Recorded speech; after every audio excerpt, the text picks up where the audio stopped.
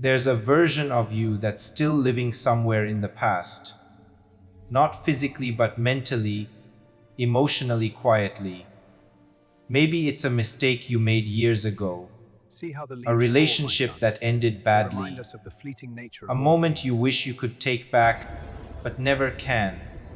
And here's the part most people don't realize: you can look completely fine on the outside. You go to work, you smile, you laugh, but inside you're still stuck, still replaying conversations, still carrying something that already happened as if it's still happening now. The Stoics had a name for this kind of suffering. They called it self-inflicted. Not to blame you, but to wake you up. Because if it's self-inflicted, it means something powerful. It can also be released. The real problem isn't your past. It's the power you keep giving it every time you let it shape your decisions, your mood, your identity. So let me ask you something. How much of your life today is actually being controlled by something that no longer exists? That awareness, that moment you see it clearly, that's where your freedom begins. Most people think letting go means forgetting. They tell themselves, just move on, don't think about it, act like it never happened. But that's not letting go, that's hiding. And the truth is, what you suppress doesn't disappear. It waits. It stays under the surface, quietly shaping your reactions, your decisions, even your identity. You've probably felt this before. You say you're over something, but one small trigger brings it all back.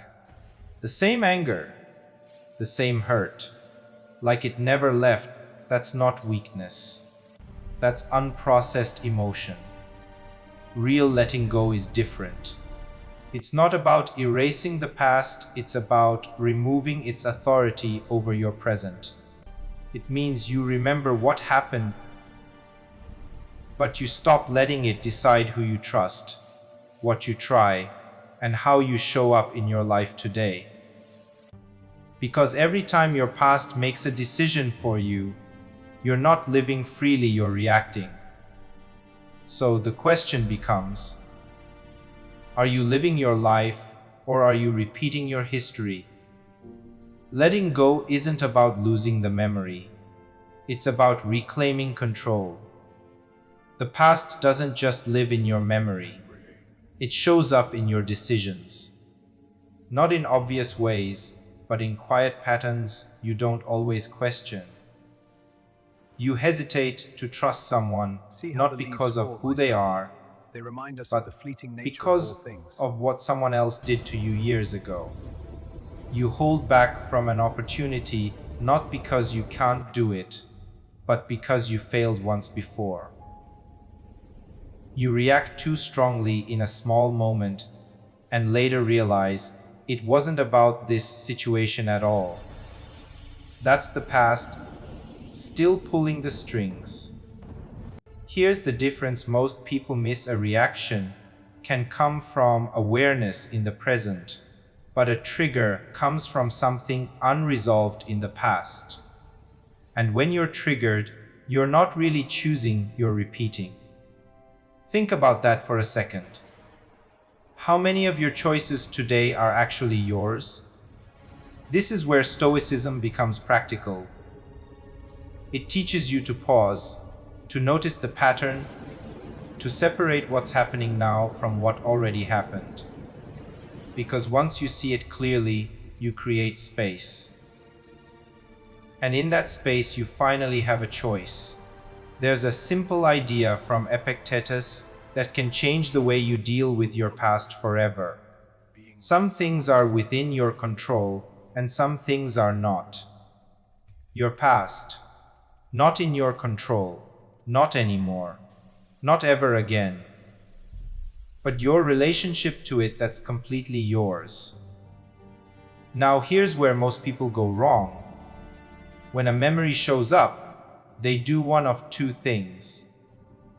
They either push it away, I shouldn't be thinking about this, or they fall into it, replaying the story, building a narrative where they're stuck as the victim.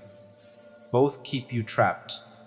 Stoicism offers a third option, a quieter one. You observe. You notice the thought without fighting it and without following it. You acknowledge what happened. You accept that it's real. But you don't let it take over your present moment. Instead, you redirect. You ask, what can I do right now? That shift from reacting to observing creates space. And in that space, something powerful happens. You stop being controlled by the past and start choosing your next move. There's a part of this journey most people try to skip, and it's the part that matters most. Grief.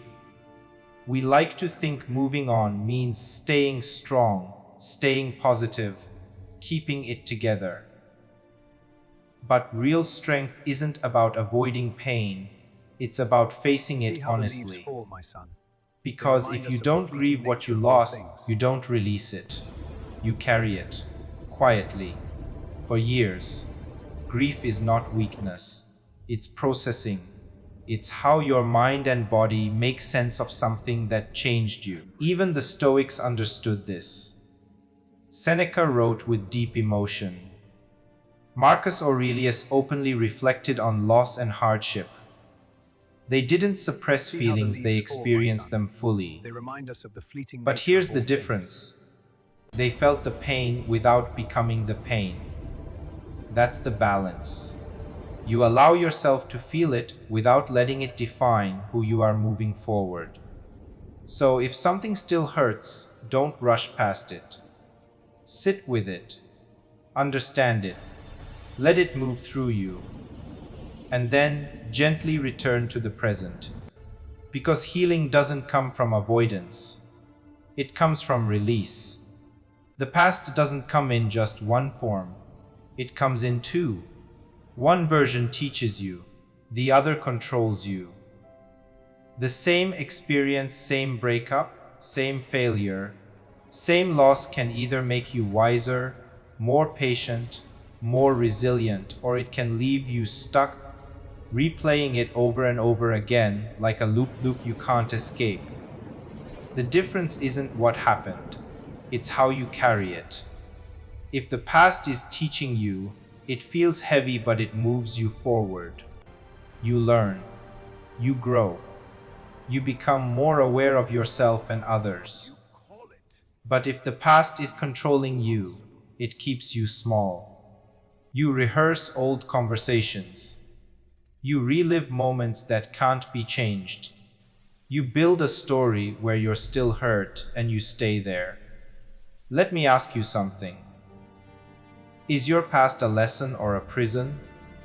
Because you can't be both free and stuck at the same time.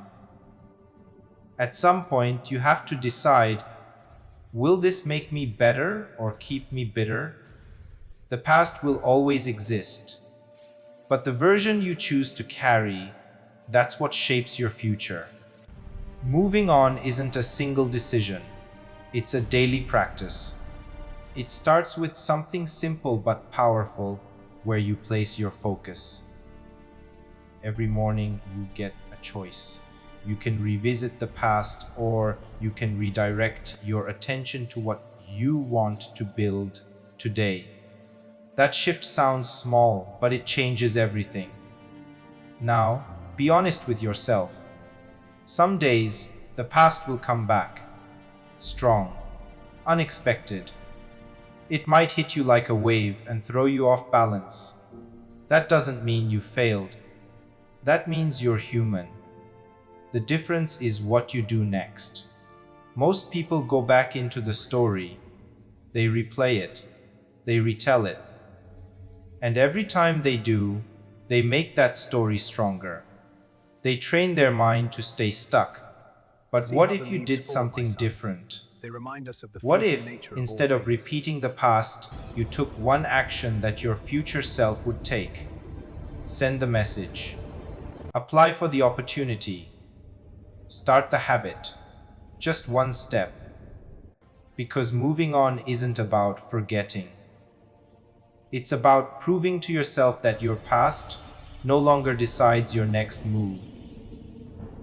There's a line from Marcus Aurelius that has survived for thousands of years, and it's simple but powerful: confine yourself to the present.